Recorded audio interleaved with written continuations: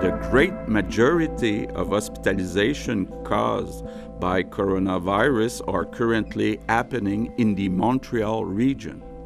This is why I'm announcing today that we're pushing back the reopening of non-essential businesses in the Montreal region to May 18. As for the elementary schools and childcare services, we still have 2 weeks ahead of us.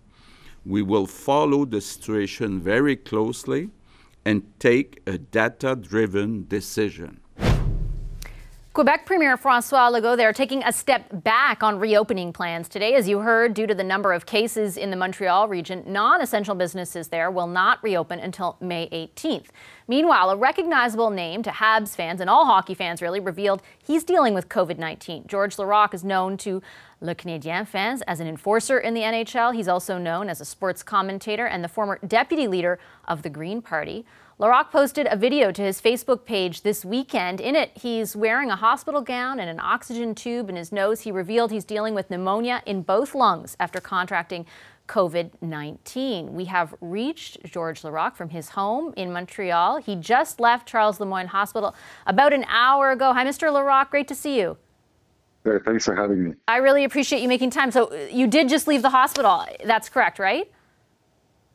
Yeah, I just got sent home today. I still have, the thing is, the hospital where I was at, I was pretty much the only patient that was, that could get administered himself, all my medication myself. Most of the patients that were there, they needed a lot of help because they're elderly people. And also I wasn't the only one that could use the bathroom. Most people had to be changed and stuff. So, and there's lack of beds. They need all the beds that they could take, right? So I got tons of stuff to follow that I was doing at the hospital that I could do myself at home. But obviously I have to stay in confinement and not get out of my house and get stuff.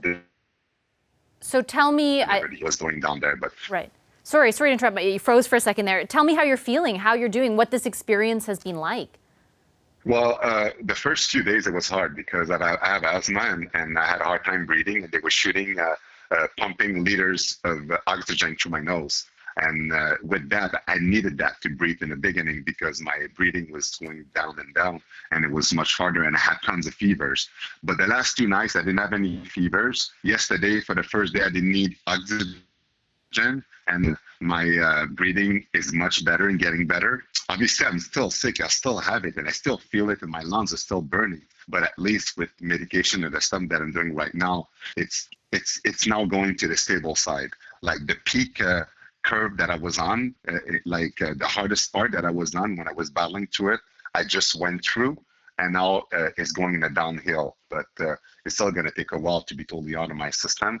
But now I'm glad at least I could be finishing this up at home. Yeah, it's great to hear that you're feeling a bit better because we watched your Facebook video and I want to ask you sort of, for a lot of people who are watching, I think, what were the symptoms that you first noticed? And my understanding is when you first went for a test, you were actually, when you first went with the symptoms at least, they didn't want to give you a test. I was pretty upset actually because on Sunday I was sick. I was having headache and a hard time breathing. So I went to the hospital on Monday, and when I went there, the guy said, well, you don't really need to do a test. Maybe you don't have it, maybe you do, it's not important. We check your x-ray because he did an x-ray to me. It said, your lungs are a bit swelled up. So he gave me some cortisone prescription to go take. So I take a mask, I go to pharmacy, take a cortisone prescription, and things were just getting worse. The next day, the hospital calls me back. There's been a mistake in your lungs. We see pneumonia, so you're gonna have to come back. I'm like, what? And then my situation kept getting worse and worse, and I was getting fevers and getting worse. So when I went back to that morning, I was like, I went there on Monday, I asked to be tested. They said he didn't want to. They're like, well, we want to protect the test because we don't have enough, but he still should have tested you because I was in a situation that I was delivering foods for the elderly and they wouldn't want to know if I have it so I could tell them. So they did the test and of course I had it, and they did the x-ray again. They saw pneumonia on my lungs and they put me on oxygen right away, and I got transferred to Charles Lemoyne, which has been there ever since then.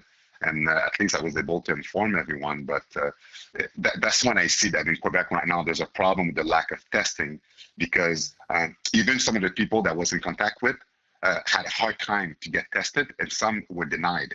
Even though they were in contact with me, they didn't want to give them tests. And just to underscore how significant that is, why that's important, you were also helping really vulnerable people, right? Yeah, I was doing delivery for the elderly, right, because we know that this virus attacks, it's more dangerous for the elderly in terms of losing life, you know. And what I did is I volunteered to do groceries for them, so they don't have to get out of their house. And I did. And the thing is, I did so many groceries. I went all over the place to go get food and stuff, that for sure, when I got to different places to do that, I probably got contaminated picking up stuff there and there somewhere. At least when I went to their place, I would drop it on their porch. I would not go inside. But because of all that, because of all the delivery that I was doing, that's what happened. And actually, what's even more ironic is on Monday, I was supposed to work in a CHSLD helping elderly. I was an employee. I filled up the paperwork, and I was going to start on Monday to help them out. And then on Sunday night, when I got that fever, I called the center and I said, I can't come, I'm sick. And the lady was like, are you sure? And I was like, yeah. And I think she didn't believe me. But now that she saw that I was diagnosed with COVID, how ironic is the fact that I was going to help people fighting through that, and I got it. So it's just ironic, but it shows you that it could happen to anyone. And yes, I'm healthy, but it didn't stop me from having it. And the fact that I had asthma was a bit scary because, you know, I have a precondition, but I never thought my life was in danger. I knew that I was going to get over with. And then once I get healthy again, I'm going to help out again. Well, I'm really glad to hear that you're feeling better and that you're home from the hospital. We wish you all the best in your recovery and really appreciate you making time for us tonight, Mr. Laraque. Thank you. Thank you. Former NHLer Georges Laraque.